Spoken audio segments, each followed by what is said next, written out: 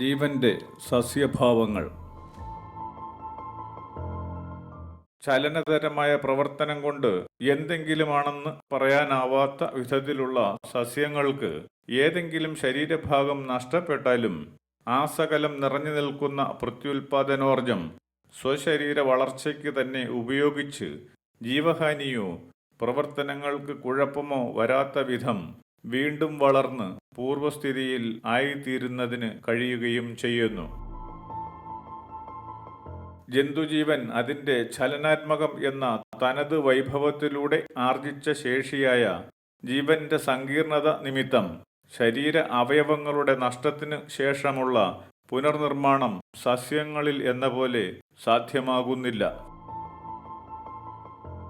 പ്രകൃതിയുടെ സ്വാഭാവികമായ പ്രവർത്തനത്തിലൂടെ ഒരു ജീവാവസ്ഥയുടെ കേടുപാടുകൾ തീർക്കുന്നതിനോ പ്രവർത്തിപ്പിക്കാൻ എളുപ്പമാക്കുന്നതിനോ സാധ്യമല്ലാതെ സങ്കീർണമായിരിക്കുക എന്നത് ആ ജീവാവസ്ഥയുടെ ആർജിത സങ്കീർണതയെ എടുത്തു കാണിക്കുക എന്ന അനുഭവമാകുന്നു. എന്നാൽ ജന്തുഗണത്തിൽപ്പെടുന്ന ചിലതിൻ്റെ അംഗഭംഗത്തിനു ശേഷം വീണ്ടും അതേ സ്ഥാനത്ത് ആവശ്യം നിമിത്തം പഴയതുപോലെ അവയവത്തിൻ്റെ പുനർനിർമ്മാണം പ്രകൃതി എന്ന പ്രവർത്തനം കൊണ്ടുതന്നെ സാധ്യവുമാകുന്നു. ജന്തുക്കളിൽ പ്രകൃത്യ സംഭവിക്കുന്ന അവയവങ്ങളുടെ പുനർനിർമ്മാണം എന്നത് ആ അവയവം ഉൾക്കൊള്ളുന്ന പ്രാപഞ്ചിക സങ്കീർണത കുറഞ്ഞ അളവിൽ ആകുന്നു എന്നതിൻ്റെ സൂചനയാണ്. കൂടുതൽ പ്രവർത്തനശേഷി ആർജിക്കുക എന്ന ജീവന്റെ അവസ്ഥ വാസ്തവത്തിൽ സ്വന്തം ശരീരം എന്ന പ്രവർത്തന രൂപത്തെ ശ്രദ്ധയോടെ സംരക്ഷിക്കുകയും പ്രവർത്തനങ്ങൾ ഉത്തരവാദിത്വത്തോടെ ചെയ്യുന്നതിന് ജീവൻ ശേഷിയാർജിക്കുകയും എന്ന പ്രാപഞ്ചികമായ പദ്ധതിയിലൂടെ സംഭവിക്കുന്നു എന്നതായാണ് മനസ്സിലാക്കേണ്ടി വരുന്നത്. അറിവായിട്ടും വിവേകമായിട്ടും ജീവനിൽ നിക്ഷിപ്തമായിരിക്കുന്ന ഊർജത്തിന്റെ വ്യത്യസ്തതകളുടെ വെളിവാകലാണ് ഓരോ ശരീരത്തിലൂടെയും വ്യക്തമാവുന്ന പ്രവർത്തനങ്ങളുടെ വ്യത്യസ്തതകൾ എന്നത്. പ്രാപഞ്ചിക നിയമത്തിന് ഒത്തു സംഭവിക്കുന്ന പ്രവർത്തനങ്ങളും അനുഭവങ്ങളുമായി പരിണാമത്തിലൂടെ വികാസം പ്രാപിക്കുന്ന ജീവൻ കൂടുതൽ കാര്യക്ഷമതയും വിവേകവും പ്രകടിപ്പിക്കേണ്ടതായി തന്നെ ഇരിക്കുന്നു. ചെറുജീവികളുടേതുപോലെ ചെറിയ ലക്ഷ്യബോധം നൽകുന്ന ചിന്തകളും അല്പമാത്രമായ ലക്ഷ്യങ്ങളുമായി ജീവിക്കുന്നതിന് വികാസം പ്രാപിച്ച ജീവന് പ്രാപഞ്ചികമായി തന്നെ അനുവാദമില്ലാതിരിക്കുന്നു. നഷ്ടപ്പെട്ടു പോയ അവയവം പുനർനിർമ്മിതമായി തീരുന്ന ജീവികളെക്കാൾ കൂടുതൽ വ്യക്തവും ശക്തവുമായ പ്രവർത്തനങ്ങളിൽ ഏർപ്പെട്ടിരിക്കുന്ന ജീവനുകളായ മൃഗങ്ങളും പക്ഷികളുമൊക്കെ സ്വശരീരത്തെ കൂടുതൽ സുരക്ഷിതമായി കാത്തു സൂക്ഷിക്കാൻ അറിവുള്ളവയും ആയിത്തീരുന്നു. പ്രവർത്തനോപാധിയായ ശരീരം വേണ്ടും വണ്ണം സംരക്ഷിക്കുക എന്നത് ജീവനെ സംബന്ധിച്ചിടത്തോളം സ്വയമായ വികാസം സാധ്യമാക്കുന്നതിനെക്കുറിച്ച് ബോധ്യമുണ്ടായിരിക്കുന്ന അവസ്ഥയും വസിക്കുന്ന ചുറ്റുപാടുകളെയും പ്രകൃതിയെയും പരിപാലിക്കുക എന്നതുമാകുന്നു. മനുഷ്യനുമായുള്ള താരതമ്യത്തിൽ ബുദ്ധിവികാസം കുറഞ്ഞിരിക്കുന്നതെങ്കിലും മൃഗങ്ങളും പക്ഷികളും വസിക്കുന്ന ഇടവും കുടുംബ വ്യവസ്ഥയുമെല്ലാം ആവശ്യങ്ങൾക്കൊത്ത നിയമങ്ങൾ കൊണ്ടും ശുചിത്വ ബോധം കൊണ്ടും അത്രത്തോളമായി തന്നെ ക്രമീകൃതമാണ്. ഒരു പ്രത്യേക സ്ഥലത്ത് ചുരുങ്ങിയ സൗകര്യത്തിൽ വസിക്കുന്ന ജീവൻ അതിൻ്റെ വികാസത്തിന് ഉപയുക്തമല്ലാത്ത ഭൗമഗുണങ്ങളായ വിസർജന വസ്തുക്കളും മറ്റും മിക്കവാറും ഏതെങ്കിലും ഒരു പ്രത്യേക സ്ഥാനത്ത് മാത്രം നിക്ഷേപിക്കുന്നതായി കാണാനുമാവുന്നു.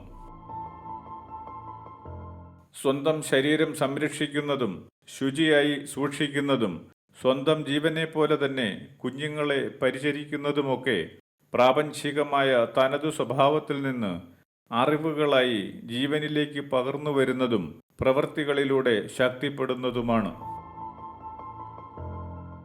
അനുഭവങ്ങളും തിരിച്ചറിവുകളും ക്രമീകരണങ്ങളുമായി ജീവൻ സാധ്യമാക്കുന്ന പ്രവർത്തനങ്ങൾ കാണിക്കുന്നത് പ്രാപഞ്ചികമായ കാരണലക്ഷ്യങ്ങൾക്കൊത്ത് സംഭവിക്കുന്ന ജീവന്റെ പ്രയാണത്തെയാണ്. ജീവൻ ചെയ്യുന്ന ഏതുവിധ പ്രവൃത്തിയും സൂക്ഷ്മതരമായി ജീവനിൽ തന്നെ നിക്ഷിപ്തമായി ജീവന്റെ തന്നെ അറിവായിട്ടോ യോഗ്യത എന്ന സമ്പാദ്യമായിട്ടോ വരാതെ പോകുന്നുമില്ല. ജീവിയുടെ ഏതുവിധ പ്രവൃത്തിയും സ്ഥൂലമായിട്ടും സൂക്ഷ്മമായിട്ടും പ്രപഞ്ചത്തിൽ അടങ്ങിയിരിക്കുന്ന ശേഷിയും അറിവും താൽപ്പര്യവും എന്നതല്ലാതെ മറ്റെന്തെങ്കിലും ആവുന്നുമില്ല. തെറ്റെന്നോ ശരിയെന്നോ സൗകര്യാർത്ഥം വിളിക്കുന്ന ഏതുതരം പ്രവൃത്തിയും പ്രകൃതിയിൽ അടങ്ങിയിരിക്കുന്ന വൈഭവങ്ങളുടെ എടുത്തു പ്രയോഗിക്കലിലൂടെ ജീവനെ പ്രപഞ്ചകാരണശേഷിയോളം എത്തിക്കുന്ന പ്രക്രിയയിലെ അത്രത്തോളമായ ഓരോ ഘട്ടങ്ങൾ മാത്രമാകുന്നു. ജീവൻ സ്വയം അറിയാതെ സംഭവിക്കുന്ന ജീവന്റെ തന്നെ പ്രവർത്തനം എന്നത് വാസ്തവത്തിൽ ജീവിയുടെ സ്വന്തമായ യാതൊന്നും ആകുന്നില്ല. പ്രകൃതിയിൽ ജീവി പ്രവർത്തിക്കുന്നു എന്നതിൽ നിന്ന് പ്രകൃതിയിൽ സംഭരിതമായിരിക്കുന്ന ആ സങ്കല്പതുല്യമായ അറിവ് പ്രവർത്തിക്കുന്നു എന്നാണ് വരുന്നത്.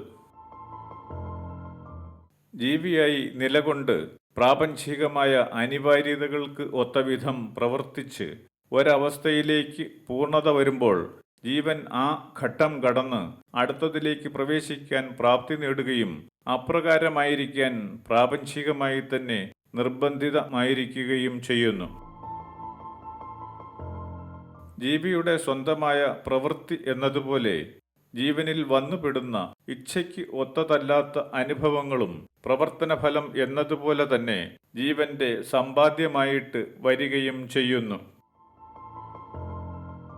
ഇവിധം ജീവപരിണാമം സസ്യവും ജന്തുവും ഒക്കെയായി പ്രവൃത്തികൾക്കും അനുഭവങ്ങൾക്കും ഒത്തവണ്ണം ക്രമാനുഗതമായി സംഭവിച്ചുകൊണ്ടിരിക്കുകയും ജന്മാന്തര ക്രമീകരണമായി രൂപമാറ്റം സാധ്യമായി തീരുകയും ചെയ്യുന്നു.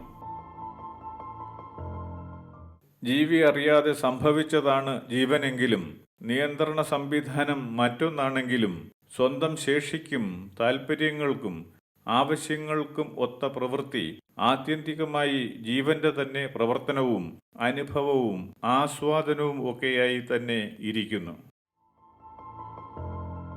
ജീവി നേരിട്ട് ചെയ്യാതെ വരുന്ന അനുഭവവും ജീവന്റെ തന്നെ സമ്പാദ്യമായിട്ട് വരുന്നുവെങ്കിലും സാധാരണഗതിയിൽ ഇതിനെ വേണ്ടെന്ന് വയ്ക്കാനും ജീവിക്ക് സാധ്യമാകുന്നില്ല. ഇച്ഛ ഇല്ലെങ്കിൽ തന്നെ പ്രകൃത്യാ സംഭവിക്കുന്ന അനുഭവങ്ങൾ ജീവന് സ്വന്തമാകുന്ന അറിവും ഒരിക്കലും മായാത്ത സമ്പാദ്യവും ആയിത്തീരുന്നു. സ്വയം പ്രവർത്തനത്തിൻ്റെതും അല്ലാത്തതുമായ അനുഭവങ്ങളിലൂടെ പരിണാമഗതിയിലെ തൊട്ടടുത്ത പ്രവർത്തനങ്ങളിലേക്ക് ജീവൻ പ്രവേശിക്കുന്നു.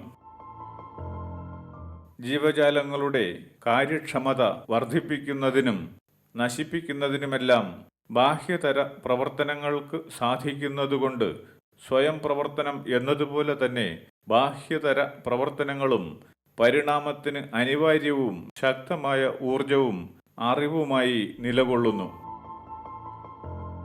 ഇങ്ങനെയുള്ള ജീവനുകൾ രൂപത്തിലും ഭാവത്തിലും മറ്റൊന്ന് എന്ന് പറയാവുന്ന വിധത്തിൽ അവസ്ഥാന്തരം പ്രാപിച്ചുകൊണ്ടിരിക്കുകയും ചെയ്യുന്നു.